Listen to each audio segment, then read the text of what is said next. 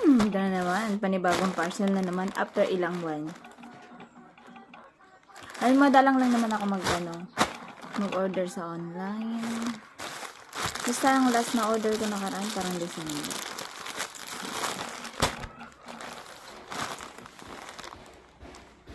Nasa 500 plus ito siya, guys. Hindi ko alam kung ano to. Kayang naman punitin yung ano ng papel ng GLT. Ano pa? Ili pang swimming lang naman.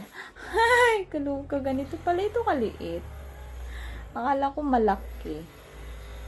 Yeah. Oh my God.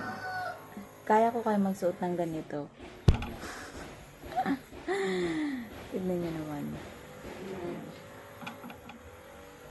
Bra siguro pwede pa. So kung itong short baka malabo. Ayan yan o.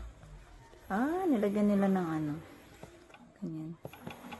Ang cute-cute niya. So may pang summer na. Kutsares. Stay kapag pupunta kami sa beach. Yan. Ang cute niya. Meron din ako dumating nakaraan. Pero ganito lang yun.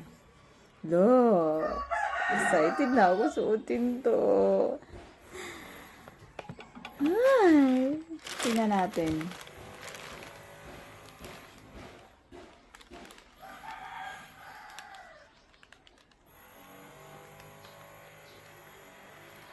Ano siya? God's handmade crochet top. Bali na sa 500 plus ito siya kasama yung shipping fee niya. Ang ganda niya. Tignan nyo naman.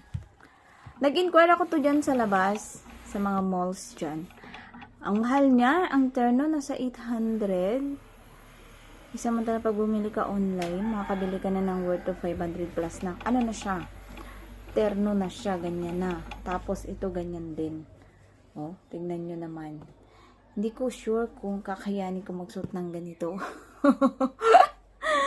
Hanggang bra lang ako. Yung tipong kapag zino mo magigita yung ano, yung balat mo, kaya yung singit na, alam mo na. Loka, tingnan nyo. Yun. Yun lang guys.